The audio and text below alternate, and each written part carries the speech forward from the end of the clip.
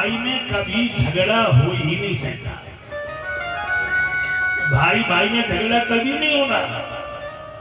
भाई भाई के प्रेम में दराज डालने वाली एक कानपुर की, एक लखनऊ की, एक मैनपुरी की, एक इटा की, एक इटावा, ये भाई के प्रेम को नहीं जानते। भाभियां बोली सुनते हो भाइयों से। एक बार में 2.5 किलो की रोटी खाता है, करता करता कुछ नहीं, पुराने जैसे उस काम लिया करो तो 2-4 बार तो छोड़ दिया।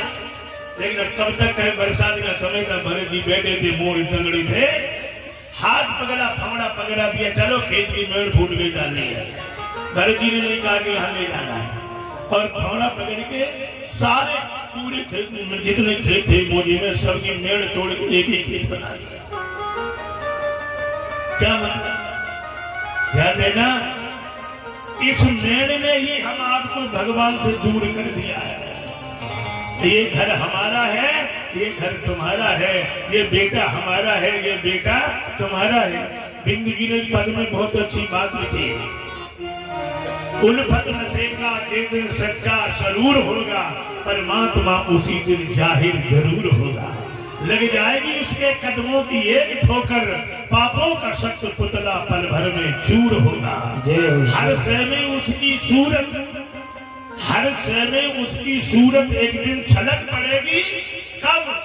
जिस दिन इस दिल से दुई का पर्दा दूर होगा, उल्फत नशे का दिन सच्चा जरूर होगा, परमात्मा उसी दिन जाहिर जरूर होगा। भरत जी संत हैं, इनके हृदय में मेड़ है ही नहीं है, तो मेड़ डालना ही था। भाई ने कहा ये क्या किया? फसल बोई गई, पक गई, रखवाली के लिए भरत जी की मैची बिठा दिया। अब भरत जी महाराज रखाते तो हैं पर बोलते नहीं है।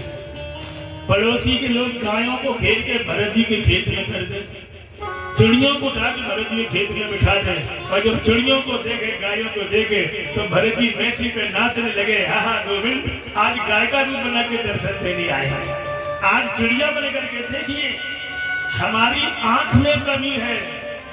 हम कहते तो जरूर है सिया राम मैं सब जग जानी, पर मानने को तैयार है। भरत जी वही संत हैं जिनकी दृष्टि में चिड़िया, हाथी, चींटी सब में भगवान है नहीं, भगवान ही है। भगवान है नहीं, चौधरी साहब शब्द समझना, भगवान सब में है नहीं, तो भगवान ही है। भगवान सब में नहीं, भगवान ही है। आपको कल की एक बात बताऊंगा। एक महाराज नामदेव नाम के संत हुए, एक तुकाराम के दक्षिण भारत के, इस कली की बात। दोनों गृहस्थ ही थे, विरक्त नहीं थे, घर में रहते थे। नामदेव की पत्नी बड़ी खतरनाक और तुकाराम की पत्नी बड़ी सज्जन। एक दिन दोनों जने मंदिर में मिल गए, बोले तुम्हें भक्ति किसने बना दिया? तुकाराम जी बोले मेरी पत्नी ने। क्या? पत्नी जब दिन रात मुझे मारती है तो विरक्त मन मुड़ गया, भगवान की ओर आ गया। कहने का मतलब एक दिन संत की मंडली में गंगोत्री का जल रख भरों की घड़ा पे श्वेत बंद रामेश्वरम चढ़ाने जा रहे। जेठ का महीना रहे, ऊसर में भगवान ने परिचाली गधे का रूप बनाया और लौट गए। संत जी आ रहे थे उधर से, तो सब लोग तो दूर से निकले कि गधे की छाया न पड़ जाए, पर महाराज नामदेव जी महाराज गए और जो गंगोत्री में जल रखा था ना, वो सब गधे के मुंह में उड़ दिया। सब संत बड़े नाराज, ये तुमने क्या किया? गधे को जल गंगा पिला दिया। बोले आप जाओ, चढ़ाओ जाके, सेठ बंद हमारा तो चढ़ गया। क्यों? अगर मैं इनके मुंह में नहीं डालता तो मेरा बेटन आज मर जाता। नामदेव बोले मेरा बेटन मर जाता। तो संत बोले कि बेटले की गधा है? बोले आपके लिए गधा है, पर मेरे लिए बेटल है, तो दिखाओ। तो 2 परिक्रमा लगाई गधे की नामदेव जी ने, और कान में कहा खड़े हो जाओ, अगर मैं आज नहीं आता तो आप मर जाते। कान में कहा गधे के नाम, तो अगर मैं नहीं आता तो आप मर जाते। इतनी कहने की देर थी, गधा चला गया। सामने विट्ठल भगवान मुस्कुराते हुए खड़े हो गए। नामदेव आपने कैसे पहचान लिया? कैसी बातें करते हो। वाल्मीकि जी कहते हैं कहो सो कहां जहां प्रभु नाही, कहां नहीं। एक दूसरी घटना इनके जीवन, एक दिन बढ़िया रोटियां बनाई गई और रखड़ी बना के टिक्कर बढ़िया बनाए, घी का डिब्बा पास में रख दिया, जल नहीं रहा तो कमंडल लेकर पानी लेने को चले। विठल ने कुत्ता का रूप बनाया और सारी रोटी मुंह में दाब के भाग खड़े हो गए। नामदेव जी ने देखा महाराज और अरे विठल ठहरो, क्यों? सूखी रोटी गले में अटक जाएगी, थोड़ा घी तो लगा लेने दो, आप ही के लिए तो बनाई है, और थोड़ा महाराज जो है घी लगा लेने दो। थोड़ी दूर चले, पानी का कमंडल फेंक दिया, घी का डिब्बा लिए पीछे दौड़ते जाते। थोड़ी दूर चले, कुत्ता गायब, नामदेव सामने विठल भगवान मुस्कुराते हुए बोले भक्त वत्सल भगवान की जय। एक और बड़ी अच्छी बात बताई, इन संत के कारण नामदेव के महाराज मोहल्ला के बड़े परेशान। क्यों? महात्मा की आदत होती है जब जगह जाए तब जय जय सीताराम, कोई बिना परमिशन लेनी है, चाहे रात के 12 बजे चाहे 2 बजे, तो 2-4 संत तो पड़े ही रहते थे ना। सो रात कीर्तन करे, मोहल्ला के लोगों की नींद हराम हो जाए। जैसे वृंदावन में भी प्रेमानंदी महाराज की परिक्रमा रोक दी गई, लोगों को अच्छी नहीं लगी। इसी तरह महाराज सब लोग बोल के नामदेव बाबा सोने नहीं देता, क्या करें? बोले ये करो कि या की झोपड़िया में आग लगा दे, ये झोपड़ी है जिसमें रहता है इसमें आग लगा दे, और जब झोपड़ी नहीं रहेगी तो रहेगा क्या?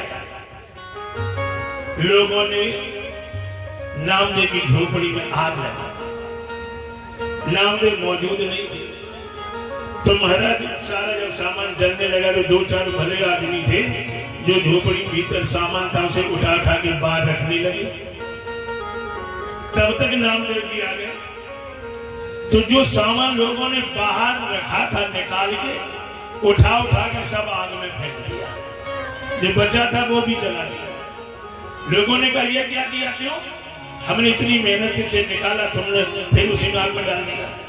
तो बोले आज अग्नि देवता को बहुत भूख सता रही है, शायद तृप्ति नहीं हुई तो जो बचा ये भी उन्हीं को दे दो। कमंडल उठाए एक वृक्ष के नीचे बैठ गए। प्रेमियों बड़ी सर्दी थी, जनवरी का महीना था। लक्ष्मी जी बोली भगवान रात दिन तो कट जाएगा पर रात ये मर जाएगा तुम्हारा भक्त, सर्दी में कुछ उपाय करो। भगवान बोले क्या करें? बोले नहीं करोगे तो ये मर जाएगा, कलंक लग जाएगा तुम्हें। तो नामदेव जी की महाराज बचाने के लिए भगवान चले। तो लक्ष्मी जी बोली हमें भी ले चलो संग में। तो दोनों जने आते हैं, भगवान ने महाराज बांस बिछाए और लक्ष्मी जी ने उसमें गूंथ लगा के इतना बढ़िया रातों रात छप्पर बना के खड़ा कर दिया कि लोग देखते रह जाए। अब सुबह लोग निकले, वो छप्पर को जब देखे तो बोले इसकी झोपड़ी में तो आग लग गई थी, इतना सुंदर घर किसने बना दिया रात में? क्यों नामदेव, ये छप्पर किसने बनाया?